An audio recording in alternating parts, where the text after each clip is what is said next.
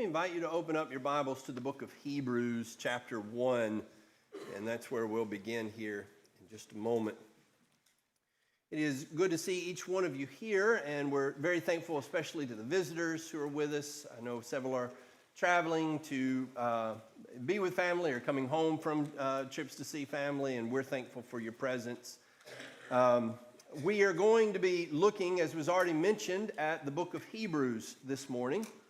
And we're going to be picking up on some language that we've talked about in other lessons. We're going to be talking about patronage and clients. We're going to be talking about brokers in that context, loyalty. These are words, these are concepts that would have been understood and attached to words like grace, or charis, the Greek word, and faith, or pistis, the Greek word there. And these are the ways that they would have used those words in cultural relationships in the first century. And we want to bring those and apply those then to the context of Hebrews. Now, if all of that sounds a little bit foreign to you, if you're visiting with us especially, I could point you back to several sermons that we talked about those things in, or even better, some material that has been helpful in reading about those things. But the concept is basically this. It is that a patron is typically somebody who has things like power and prosperity and privilege, and he is willing to share those favors with people who lack those things.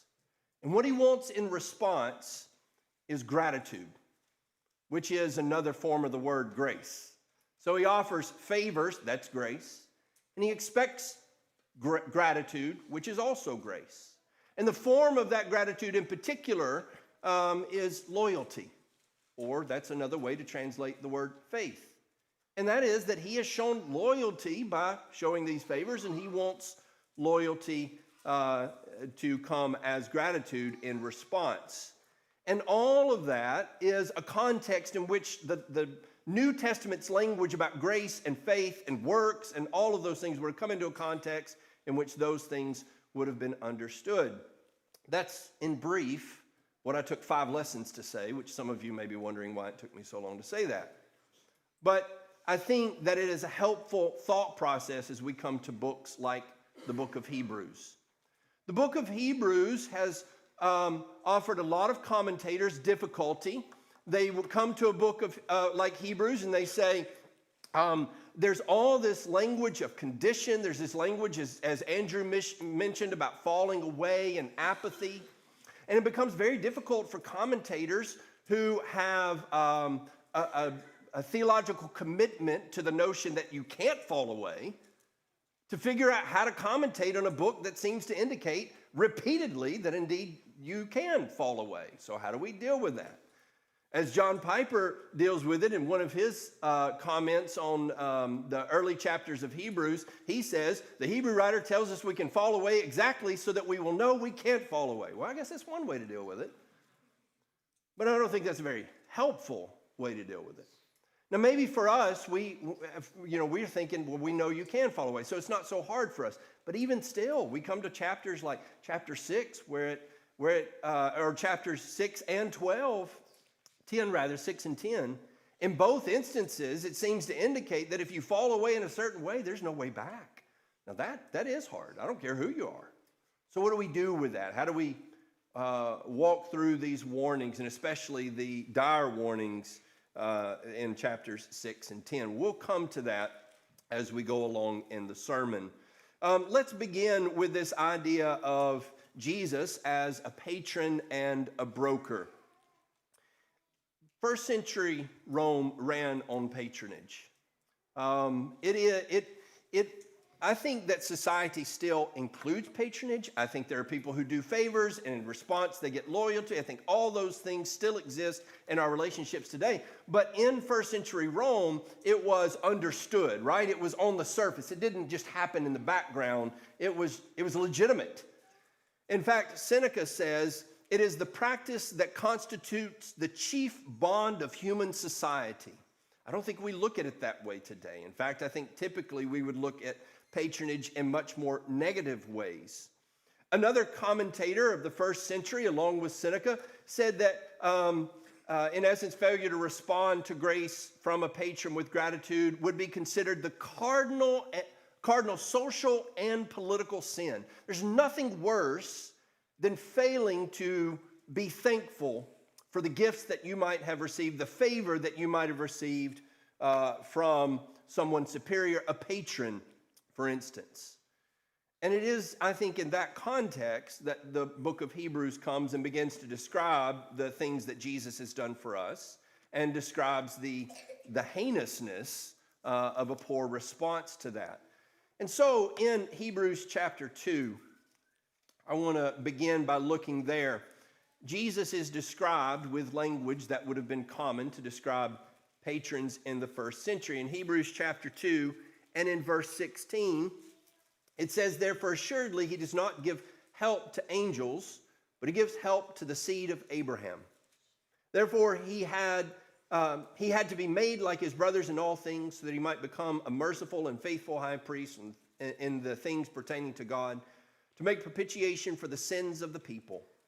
For since he himself was tempted in that which he has suffered, he is able to come to help those who are tempted." There, in Hebrews 2, 16 and 18, in the LSB here, it uses the word help in both of those verses, twice in verse 16 and once in verse 18. But it's two different words. And in the first instance, it says he does not help the angels, but gives help to the seed of Abraham. That word is to take in hand, right?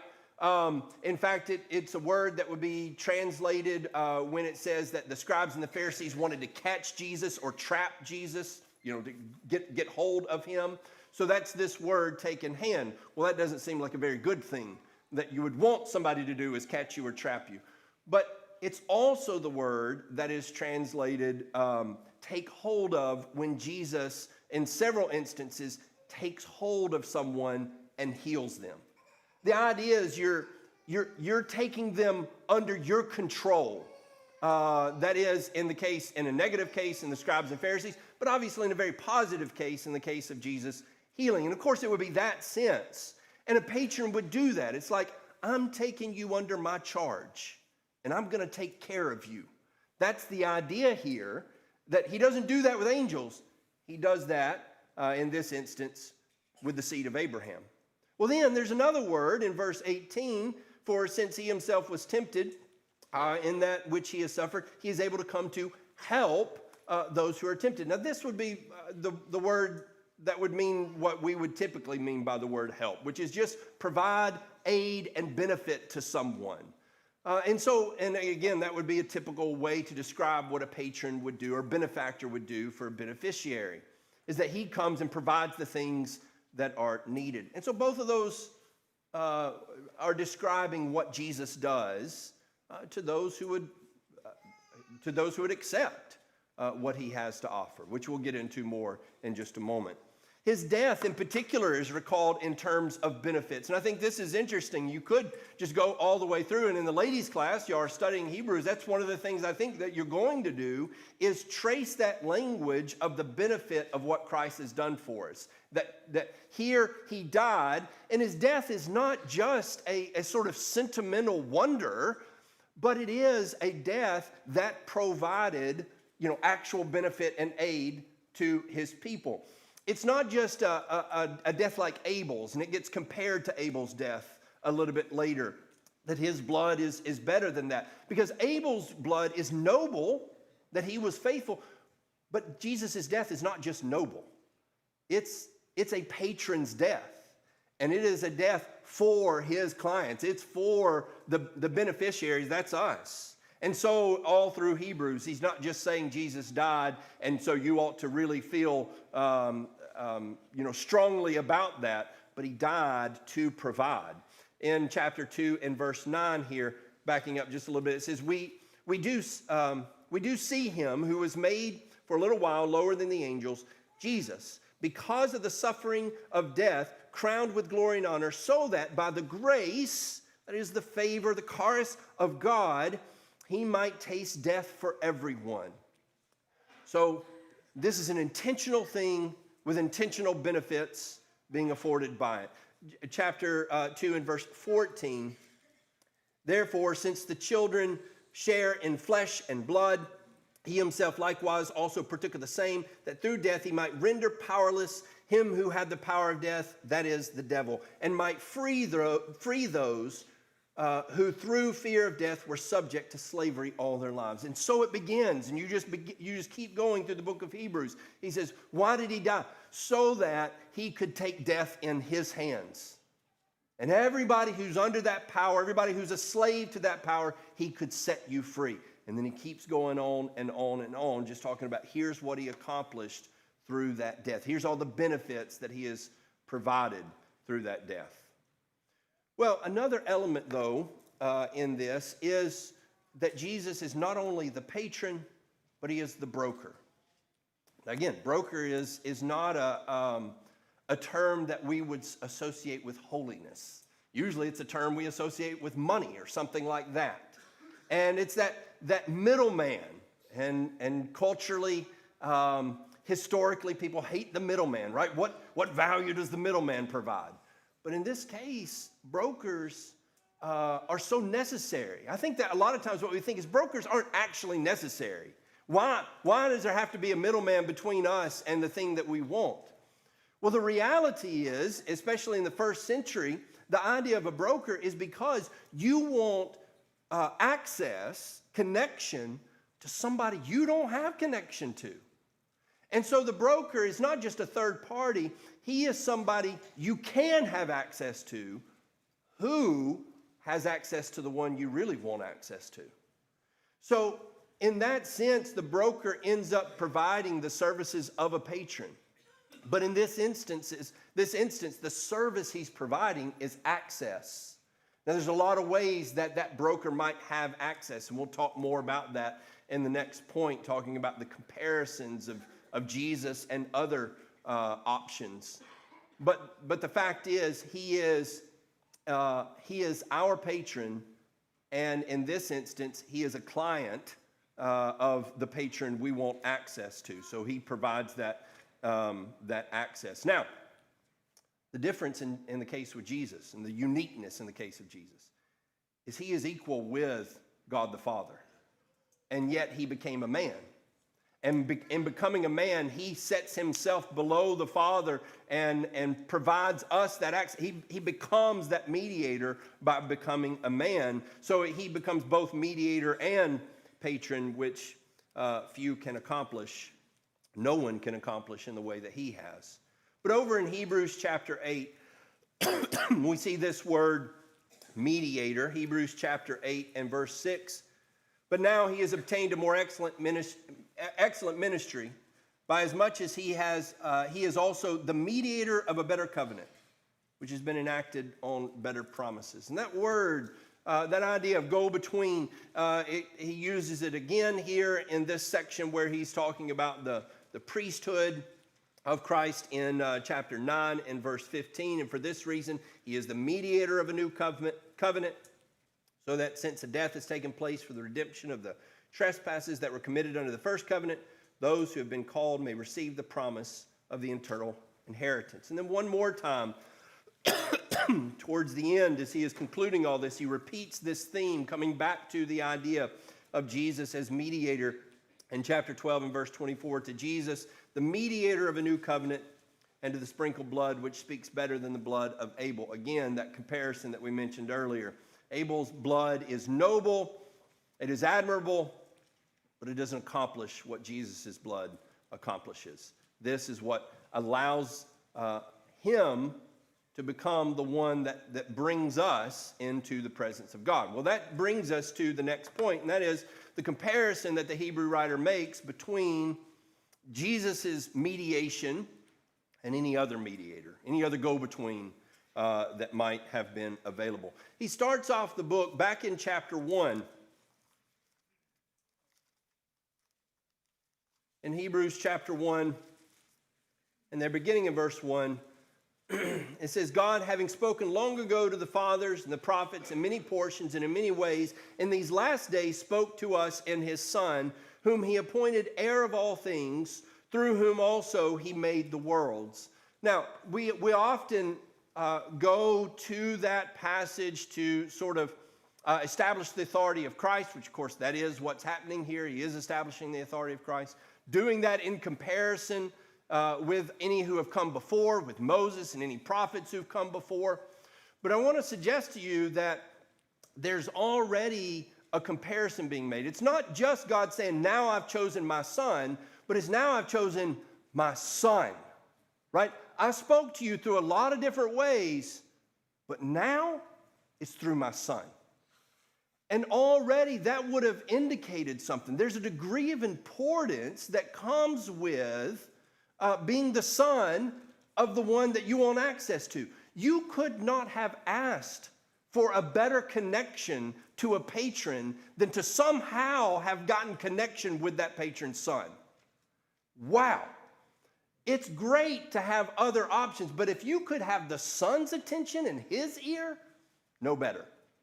And so already it's setting that in place. And of course it continues on establishing that he is the son and doing that through, and the privileges of the son, the rank of the son, going back through the Psalms and so forth, and bringing out all of the things that have been said, that he is king, he is set up as the ruler of this kingdom and so forth. He continues that all through chapter 1. And I think all of that indicates the priority and the greatness of his position.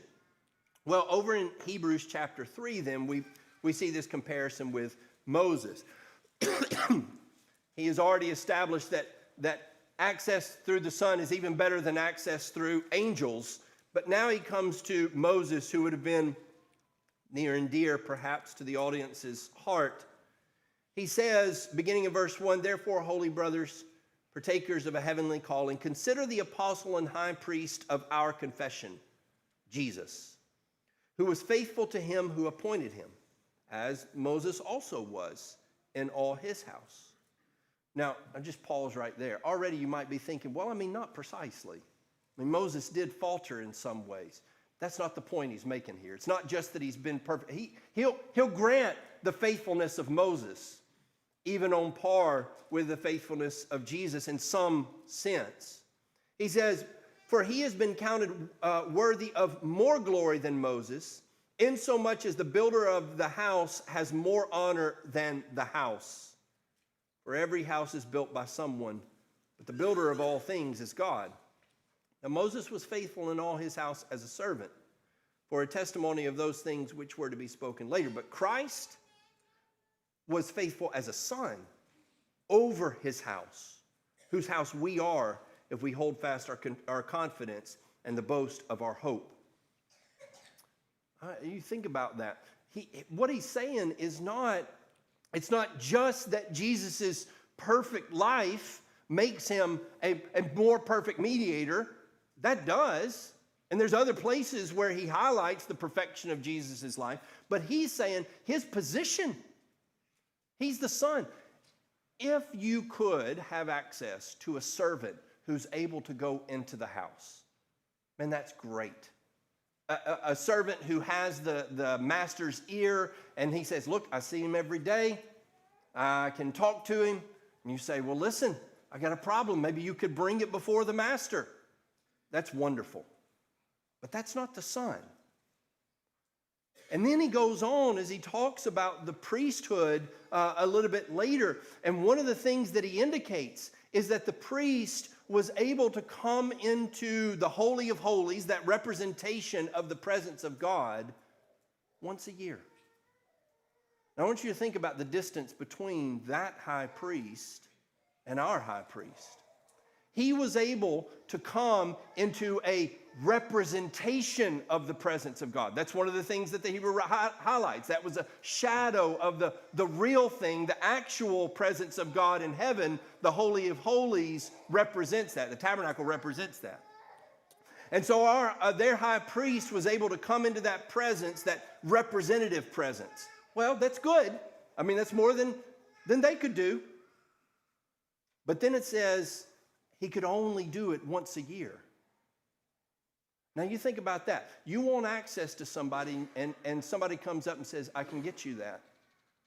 Once a year I get to see him. What do you got? Well, I'd take it, right? If that's the patron I want, man, give me once a year. And give me access to that high priest. What if somebody comes along and says, okay, yeah, you get to come into a representative presence once a year. I stand right next to him in his real and very presence every day. And you get access of that magnitude. You see the distance that he's placing between what they had that they already knew was special. It's already special to be able to have somebody who comes into the presence of God one day out of the year. And then it just blows it away. You see how it makes what was already special into a shadow? It's not that it wasn't special. It's just that it doesn't compare. It doesn't compare to what our high priest has made available to us. The comparison, I think, also grows even greater as you compare it to human patronage. For us, patronage generally has a negative connotation. In fact, before doing any studies on this, the only time I ever remember hearing that term is in writings describing the mafia. That this is how they operate. You know, we trade favors, right? And here's the patron. And so that kind of system. Political favors. Does that sound like a good thing to you?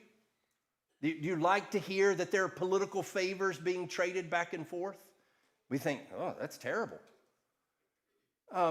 First of all, let me just say that I don't think political favors are inherently problematic. We feel that they are, but the fact of the matter is that that's exactly what we want from our politician, is to do good things for us. And if they do, we will respond with loyalty, right? That you want that kind of system if it's operating well. It rarely does it? It usually is full of corruption.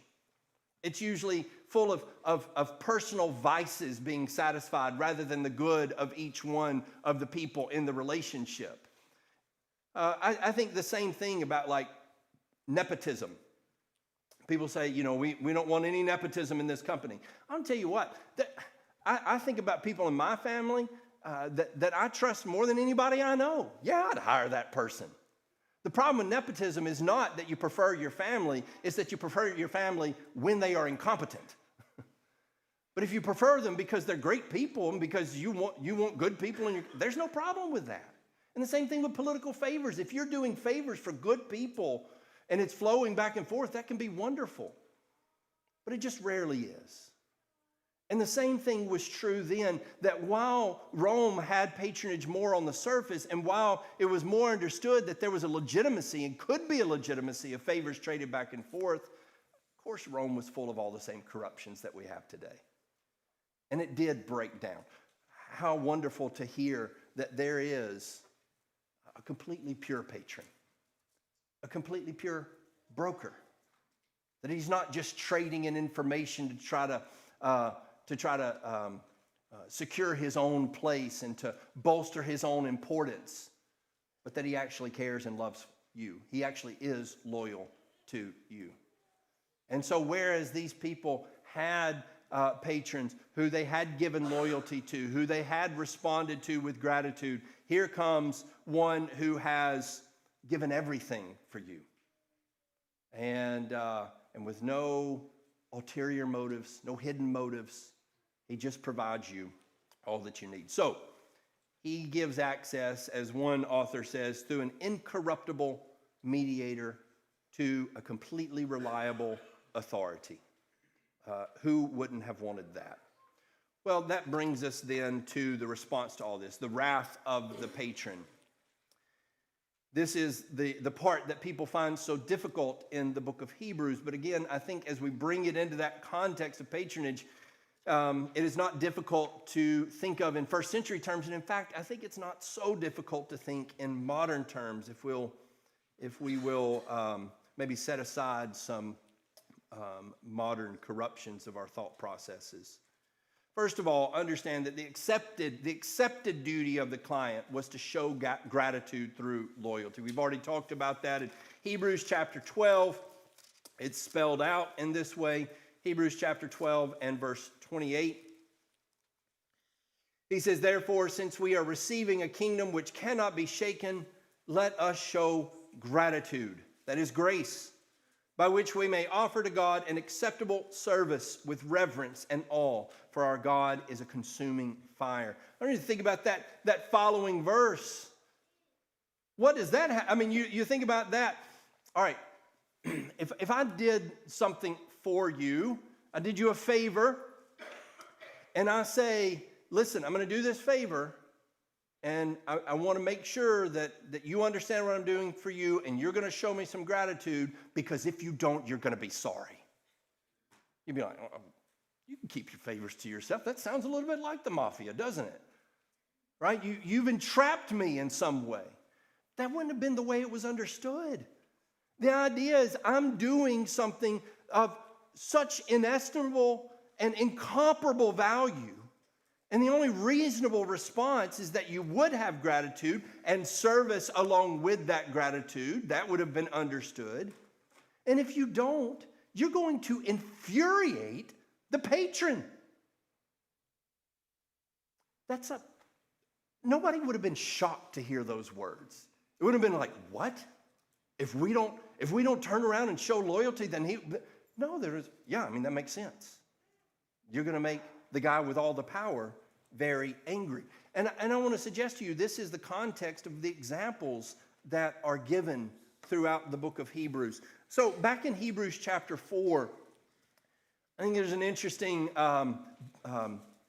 balance here in Hebrews chapter 4 when the example of that unfaithful generation that we talked about last Sunday evening. The unfaithful generation is brought up here. He says, therefore, let us fear lest while a promise remains of entering his rest, any one of you may seem to have fallen short of it. For indeed, we have had good news proclaimed to us, just as they also. But the word that was heard did not profit those who were not united with faith among those who heard. For we who have believed enter that rest. Just as he has said, as I swore in my wrath, they shall not enter my rest, although his works were finished from the foundation of the world. All right, so go back to Numbers chapter 13. And that's the generation he's talking about, who shall not enter his rest.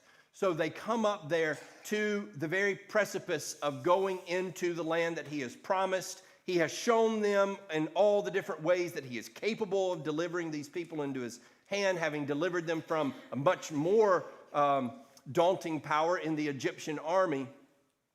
And not only that, but he's shown them what abundance is available to them. They go in, they see the abundance, and then they go, I don't think so. And God's wrath is kindled. He says, you'll not have it. Incidentally, even when they turn around and say, oh, we'll go now, he says, too late. It can't be yours, which I think will help us in just a moment as we get to chapter 6 and chapter 10. There's a heart that rejects what God offers, and it's yours no more. And so he makes that comparison, and he says, don't be like this generation who got right up to the edge. And I think this is in the context of persecutions and things of that nature that they have suffered and may have potential of continuing to suffer. He says, don't be like them who got all the way to the end, and maybe these fear that they are about to lose their lives. In which case, they are on the doorstep of the promised land. Don't forget about God's promises. Because if you do, he will swear to you too, you will not enter his rest. But then, in chapter 13, and verse 5.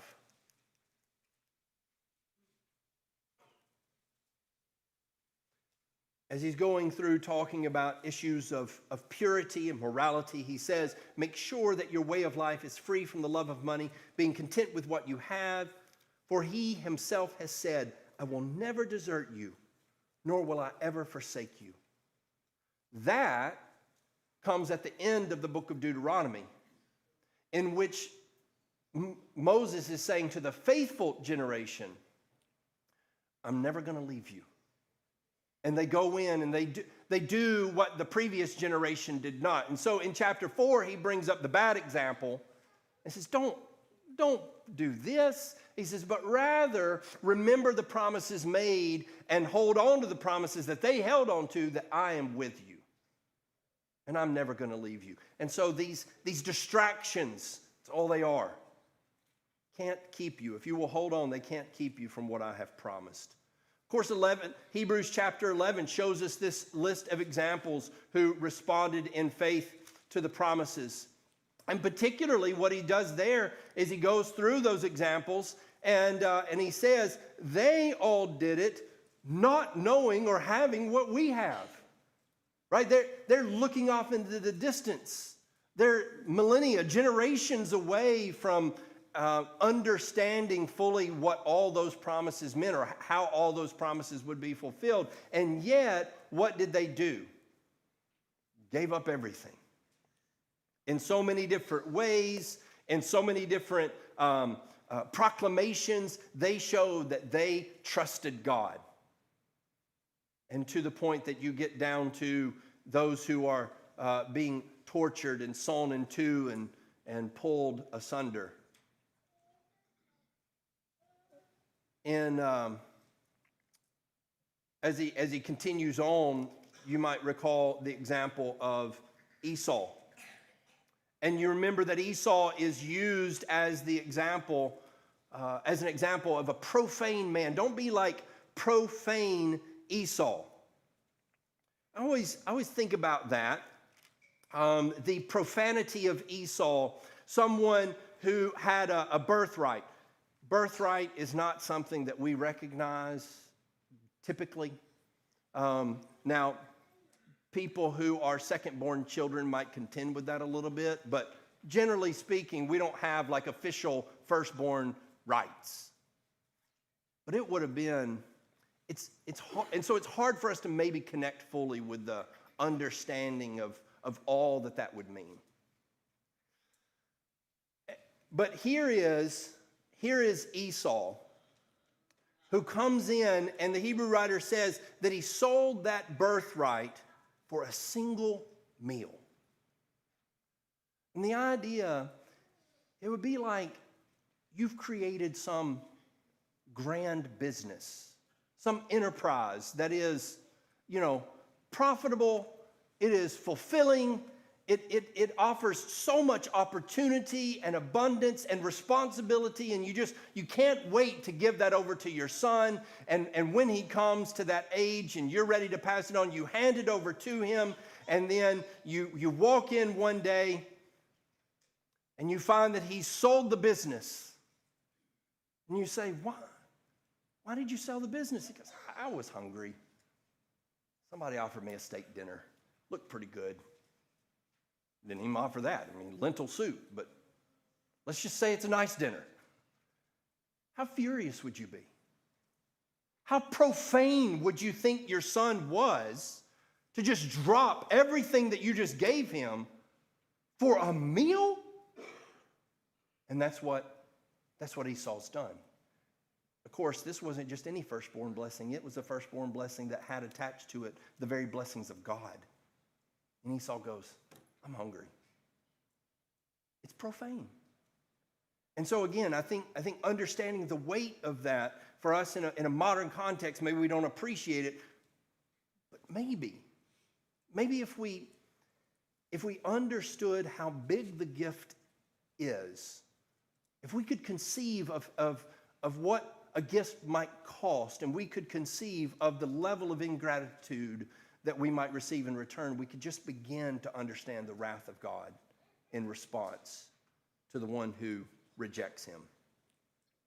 I think this is also the context of every call to obedience, to obedient loyalty in the book of Hebrews. Over in Hebrews chapter 10 and verse 25, of course, that passage, not forsaking our own assembling together as is the habit of some, but encouraging one another, and all the more as you see the day drawing near.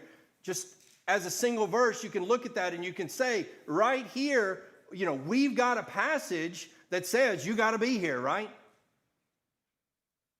But notice, he says in verse 23, let us hold fast the confession of our hope without wavering, for he who promised is faithful. Don't let go of this. He's been faithful to us. He deserves our loyalty. This would have been in the face of persecution and cultural shame. Will you bear shame with your patron? Or will you refuse that shame so that you can secure the benefits of the people who are around about you? How much worse for us today? So we're not in danger of the persecution or cultural shame, the levels of cultural shame. Maybe some, but I have no doubt it's not the levels that they were enduring. What do we give up responsibilities for? Far less. You talk about this passage as being a call to be at services. That's true. But the weight that he's attaching to it is not just, hey, you got a responsibility to be here. He's saying, look, I'm reminded of the parable of the banquet in Luke chapter 14. You remember? Luke chapter 14, the man's giving this big dinner. He's inviting many, and he says to his servants, go and invite everyone. Tell them, come, everything is ready. And you remember, they alike began to make excuses. I bought a piece of land. I bought some oxen. I've married a wife. They come back in verse 21. They reported these things to the master. Then the head of the household became angry. And he said to the slave, go out at once into the streets and the lanes of the city and bring here the poor, the crippled, the blind, and the lame. And there's still room. He says, go out the highways along the fences, compel them to come in so that my house may be fulfilled. I tell you, none of these men who are invited shall taste my dinner. That is, they will not enter my rest. That's what he's saying there. The other day, I was going down the road and I heard an advertisement, and it told this story, or at least told part of this story. It was from the He Gets Us campaign. If you know what that is, then you'll not be surprised at the tenor of this advertisement. It said there was a man who prepared a banquet for anyone who wanted to come. But most everyone was too busy and had other things to do. And he was so sad that people didn't want to come and taste his banquet. God wants to bless you. And I thought, well, you left out a big part there. He's not just sad. He's angry. The banquet he's prepared has been costly. And it is a privilege beyond anything you could ever experience. And you got better things to do than to be at his banquet table, the creator of all the world? We're on vacation this week. I'm just pretty busy at work right now.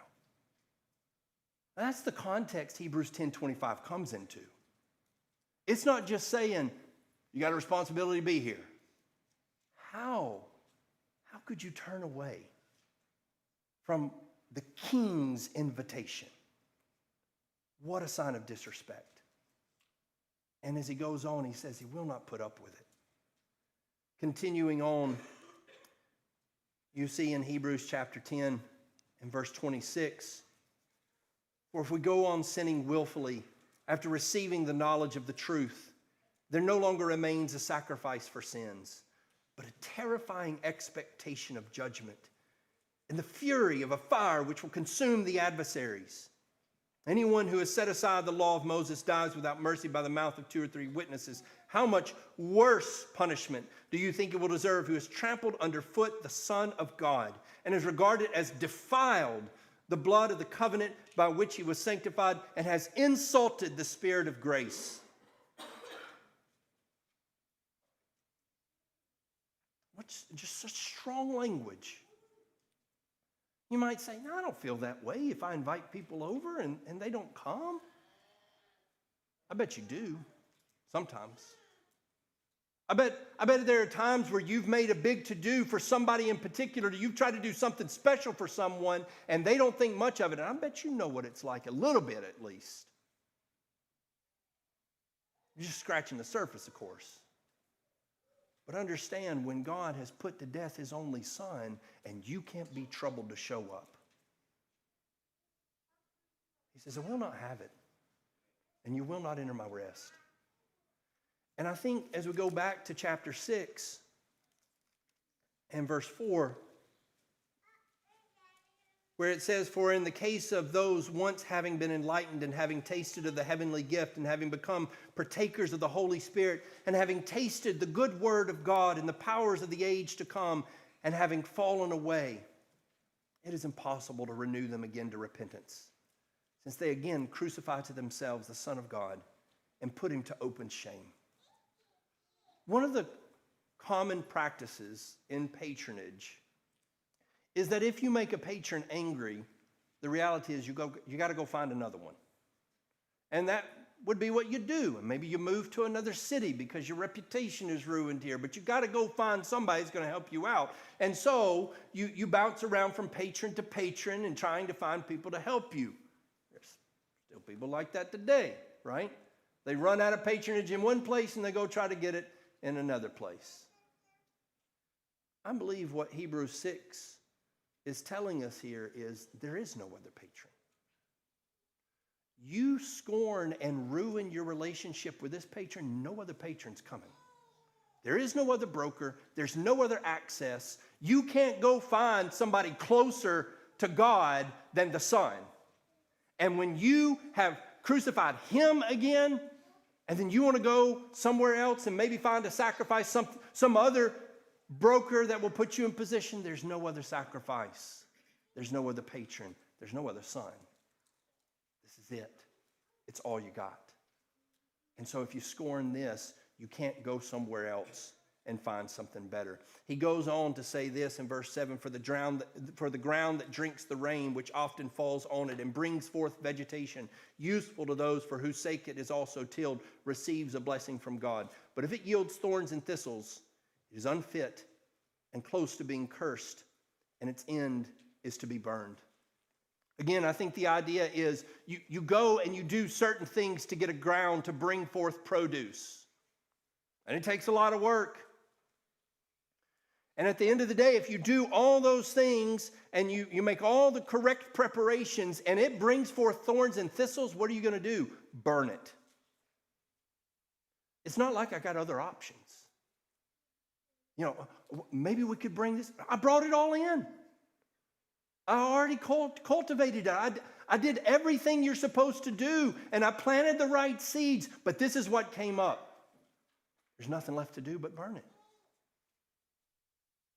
And so the reality is for you, if you're sitting there looking for something else, I'm just waiting for some epiphany to strike, there's nothing else coming. This is it. This is all we get. And it shouldn't be that that's a small thing. That's part of the problem, is that they thought, is there nothing else? What do you think about that? You give out gifts on an occasion, maybe your kid looks up and goes, is that all? How infuriating. You think something else is coming? This is it. This is everything. And it ought to be overwhelming to us. As I've already said, patronage, it exists in every society, but not every society recognizes it.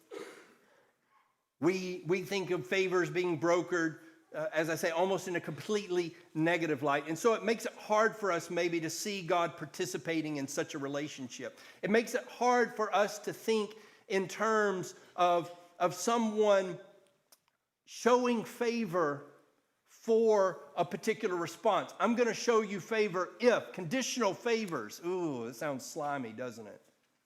It's reality. Maybe because of the language of Scripture that says, give with no thought of return, we think that there ought to be no back and forth. It ought to be completely unreciprocal in nature. But let me suggest to you that even when the Bible says give without return, it's because you're thinking of the return that God will give. Like you're not actually doing it for no return. You're just doing it for better return. So there's always a return in mind. And let me tell you, God has a return in mind too. It's your heart, it's your loyalty. So don't think lightly of the indescribable favor God has shown to us. Make note of the examples that he uses here, both good and bad. And give your life to the one who stands in the very presence of God and offers to bring you right there alongside of him. It cannot be matched. If there's anyone who needs to respond to that invitation in any way, won't you come forward while we stand and while we sing?